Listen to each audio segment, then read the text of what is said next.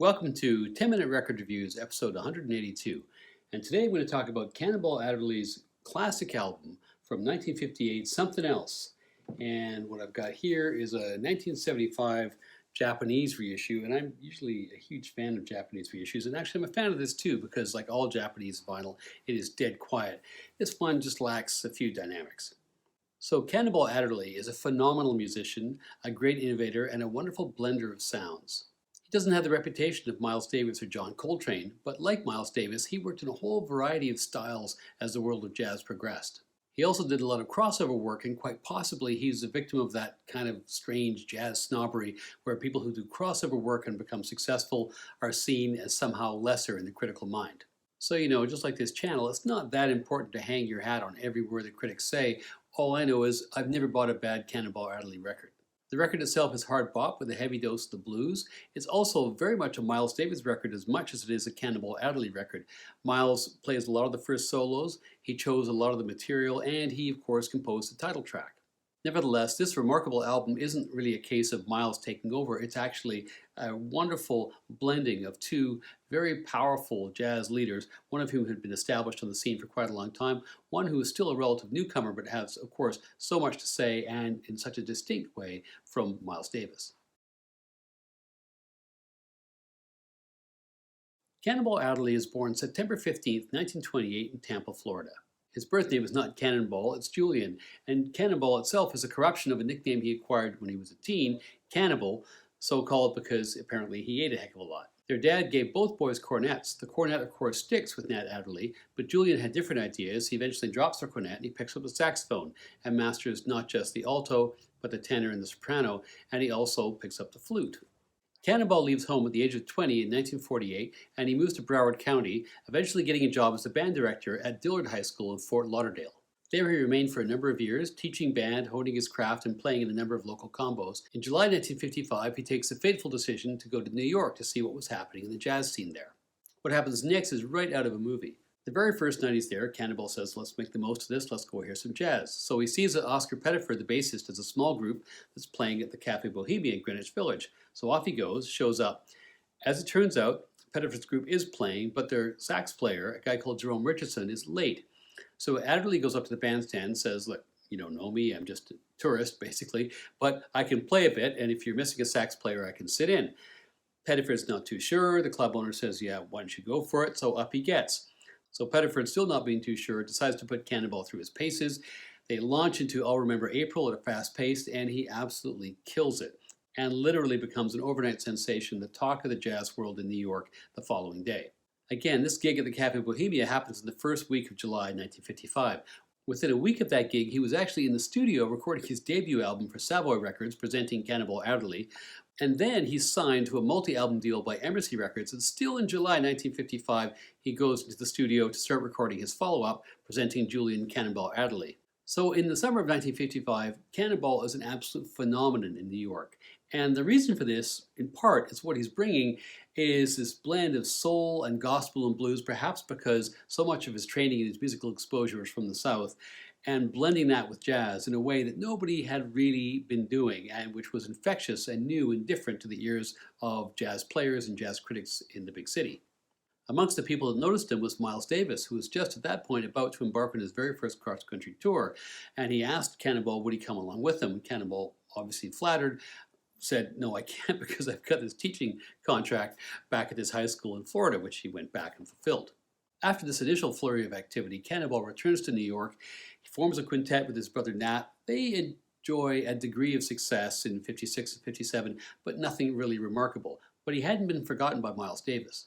Davis's group in the mid-1950s, of course, included the young John Coltrane, who, like so many other young jazz players at the time, under the influence of Charlie Parker, had become addicted to heroin and was really struggling with this. And eventually, in the spring of 1957, Davis kicks him out of the band. Sonny Rollins, who together with Coltrane kind of formed the big two of sax players at that time, came in for a bit but then went off on his own, leaving Davis without a sax player. So he reaches out to Cannonball. In the fall of 1957, October to be exact, Cannonball joins the Davis group. He doesn't stay too long, only a year or two on and off, but some of the music that was recorded by that group in that period is amongst the greatest jazz music ever put onto vinyl. This album was recorded that winter of 1957-58. Then John Coltrane, now cleaned up, comes back into the group, but Miles keeps Cannonball, and together they produce two more amazing albums, Milestones, and of course the legendary Kind of Blue. At this point, by late '59, Cannonball is now a household name due to his association with Davis and his wonderful recordings. He then leaves, forms another group with his brother Nat, which eventually becomes a sextet. They encounter huge amounts of success relative to their early efforts and go on to release something like 30 albums, crossing over eventually into funk, soul, pop, and rock, and doing all kinds of experimental pieces. Some of the soul jazz they recorded in the early '70s is absolutely amazing. Sadly, of course, Cannonball is tragically gone before his time in 1975 at the age of 46. As mentioned, this album was recorded in the very early stages of Cannonball's membership in Miles Davis's group, which became a sextet in 1958. It's recorded March 9th, 1958 at Rudy Van Gelder's parents' home in Hackensack, New Jersey. For both Miles and Cannonball, this is one of their only recordings for Blue Note, and typically at Blue Note Records, Alfred Line is in the producer's chair with Rudy Van Gelder doing the engineering. The lineup is Cannonball on alto sax, Miles Davis on trumpet, Hank Jones on piano, and Hank Jones, of course, had worked with Charlie Parker, Max Roach, and Betty Goodman in recent years.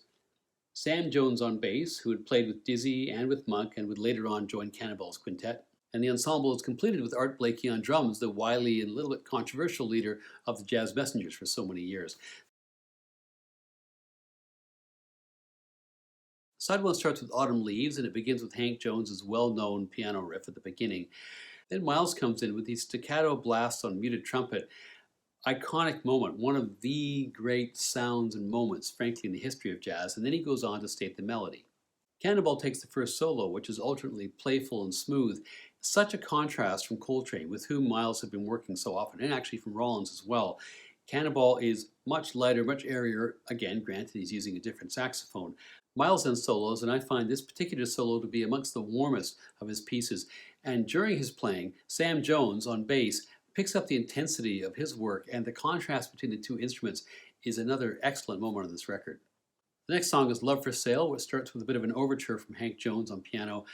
Again, there's tons of dynamics and contrast and color. You have these seductive strains of Miles's muted trumpet, but then you also have this punctuated, powerful piano riff from Hank Jones, and just the combination and contrast is excellent.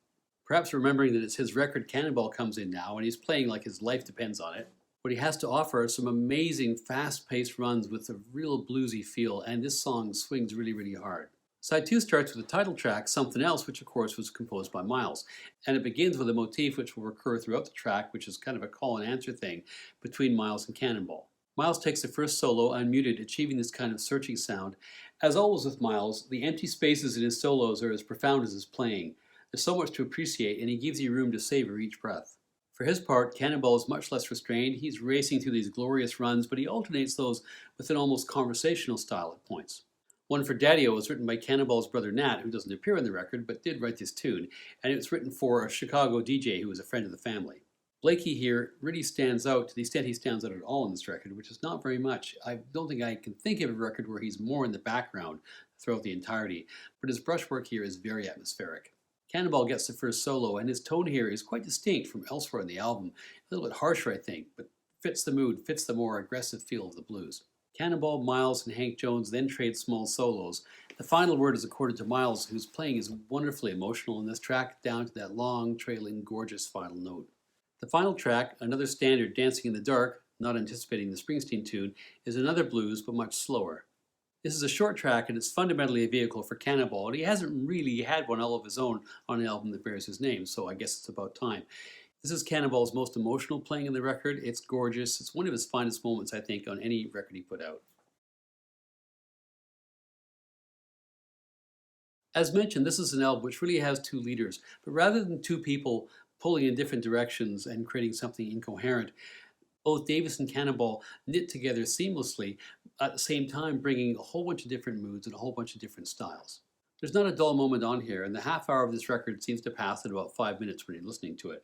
At some point in the not too distant future, after the work, ironically, that the two of them would do together, this kind of jazz would start to feel a little bit old hat and conservative even. But as a slice of 1950s hard bop, it doesn't get much better than this. It's glorious music, and it's 5 out of 5.